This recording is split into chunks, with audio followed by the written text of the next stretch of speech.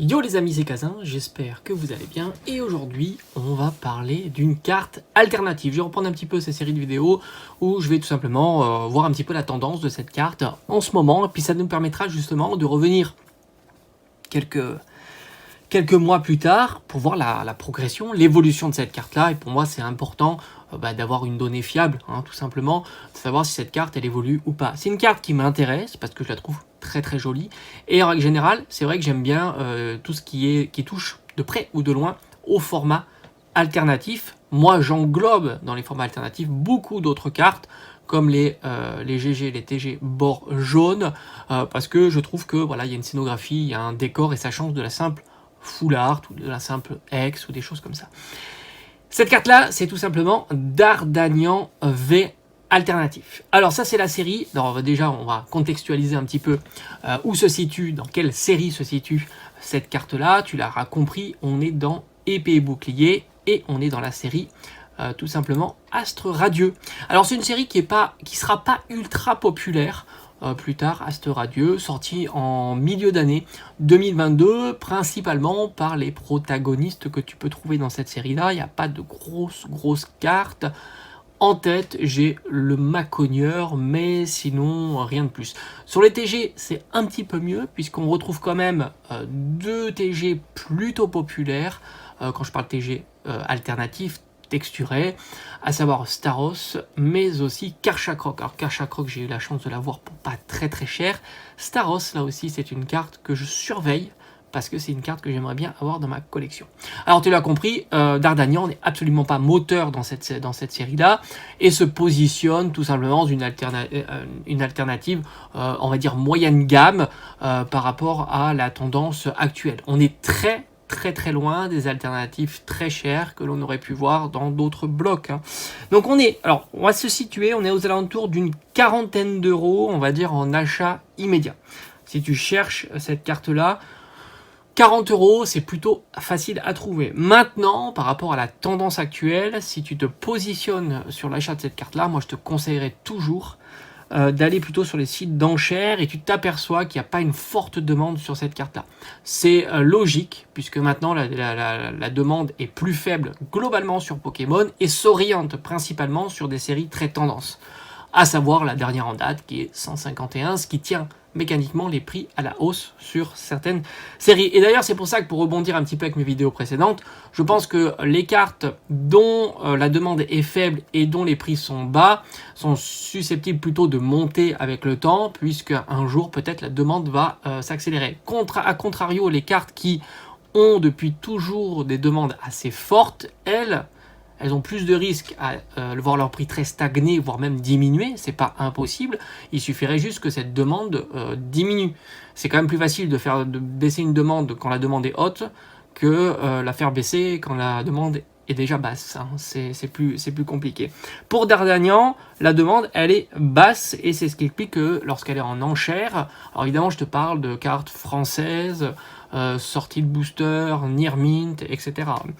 Vu que la demande n'est pas si élevée, tu peux faire de très bons achats sur cette carte-là. Aux alentours d'une trentaine d'euros en enchère, donc tu peux gagner 10 euros, ce qui est conséquent lorsque tu as une carte qui coûte une quarantaine d'euros. C'est 25% du prix et c'est vraiment très intéressant. Et par conséquent aussi, tu peux te rabattre souvent sur des cartes gradées. Moi, je trouve que c'est très intéressant en ce moment, non pas pour avoir une carte gradée en soi, parce que c'est vrai que la gradation n'apporte pas grand-chose, et c'est justement le cas, mais ça te permet au moins de t'assurer une certaine note, une certaine cohérence sur l'état de la carte. Et ça, c'est pas à négliger. Parce que c'est vrai qu'une carte en état near mint se peut présenter un petit défaut, un petit enfoncement, ça, c'est possible. Alors qu'une carte avec 9,5 ou 9, en règle générale, elle ne doit pas avoir de petits enfoncements ou de petits défauts, tout simplement. Near mint, tu peux avoir un 8 ou un 7 sur Near mint, suivant les gradeurs, évidemment. Donc ça aussi, c'est très intéressant. Et globalement, j'ai l'impression que du 9,5, du 9, c'est entre 50, 60 et 70 euros pour cette carte-là. Donc voilà, je trouve que c'est plutôt intéressant. Moi, j'irai... Alors, c'est vrai que de temps en temps, je me positionne plutôt sur des cartes gradées, quitte à rajouter 10 ou 20 euros de plus, ce qui au final ce qui m'assure, on va dire, un état proche du 9. 9 sur vraiment la carte sans défaut. Donc c'est pour ça que c'est assez intéressant. C'est une carte qui pour l'instant ne diminue pas, elle est plutôt ancrée à ces tarifs-là. Je parle toujours en achat immédiat. Après, tout ce qui est achat en enchère, là oui, mais ça c'est plus volatile évidemment, hein. C'est logique de voir un petit peu cette volatilité augmenter en enchère, de par le fait que déjà l'enchère elle pourrait se terminer à des heures qui concernent moins de personnes, tôt le matin, tard le soir, le profil aussi évidemment, hein. Si tu as un profil nouveau vendeur, tu auras un impact sur la vente et tout un tas d'autres paramètres. Maintenant du point de vue de l'extérieur, cette carte elle se vend à peu près combien? Alors on va regarder la carte japonaise parce que c'est intéressant quand même de comparer avec le marché japonais. Moi j'aime bien faire ça en tous les cas. Une carte en tous les cas en état near mint là aussi. Alors il faut aller évidemment plutôt, si tu achètes des cartes étrangères, aller plutôt chez nos voisins, hein. C'est toujours moins onéreux et même si tu rajoutes les frais de port, c'est moins onéreux aussi. Aller aux alentours de 20 à 25 euros pour cette carte là. Donc nous on est bien plus cher et en règle générale on est plus cher. Alors pourquoi? Ça c'est quelque chose que j'ignore. On serait tenté de dire que les boosters sont plus chers chez nous, ce qui fait que par conséquent les ouvertures sont plus chères et par conséquent les cartes sont plus chères. Mais au final on va justement regarder, alors un prix en scellé, globalement une display c'est entre 180 et 200 euros à l'heure actuelle sur Astre Radieux. Alors je sais pas une display japonaise, mais on va plutôt aller voir les cartes étrangères, typiquement italienne, anglaise, allemande. Et là aussi, la carte est aux alentours de 20 à 25 euros. Donc assez cohérent avec le marché japonais. Donc une carte qui est encore bien moins chère que chez nous. Maintenant, on va regarder le prix des différents items si tu veux faire de l'ouverture. Alors assez curieusement, j'arrive à trouver... Alors, enfin, faut se méfier aussi des annonces trop basses, parce que c'est vrai qu'on manque d'informations quand les annonces sont trop basses, et on sait qu'il y a des contrefaçons de tout maintenant, hein, c'est assez terrifiant d'ailleurs. Mais j'ai l'impression que les cartes espagnoles sont plutôt cohérentes avec le prix de la display qui se trouve aux alentours d'une 120-130 euros. On a vu une carte entre 20 et 25 euros, mais déjà les displays allemandes sont plus chères, on est à 150 euros.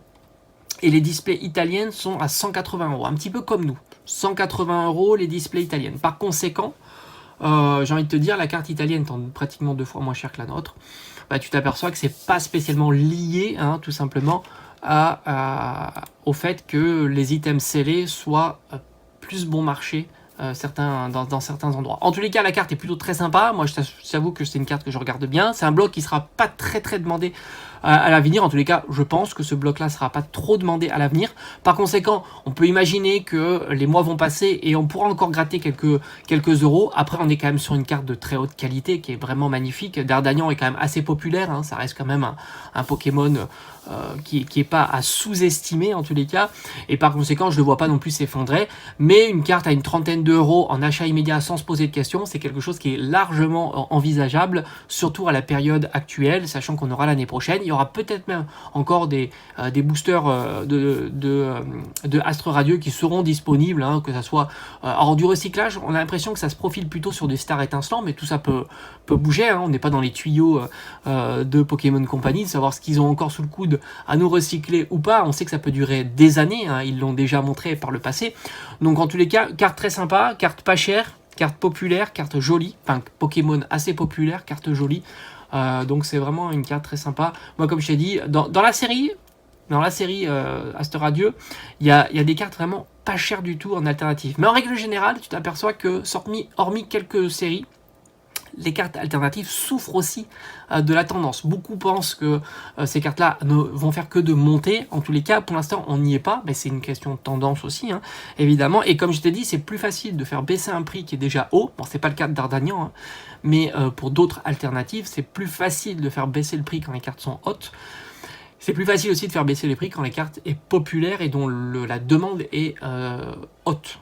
Tout simplement. Après, à voir un petit peu comment ça va se profiler l'année prochaine. Mais je ne manquerai pas en tous les cas de suivre cette carte-là. Et j'ai peut-être même envie de faire un petit topo sur certaines séries, comme Astre Radieux. Ça pourrait être assez intéressant de voir un petit peu les autres cartes, comment ça s'insère un petit peu. Et voir un petit peu les séries de épée et bouclier qui risquent de ne pas être très soutenues dans les années à venir. Parce qu'elles vont être certainement masquées par des séries beaucoup plus populaires et tout autant disponibles, hein, d'ailleurs. Allez, je te dis à bientôt. Ciao, ciao.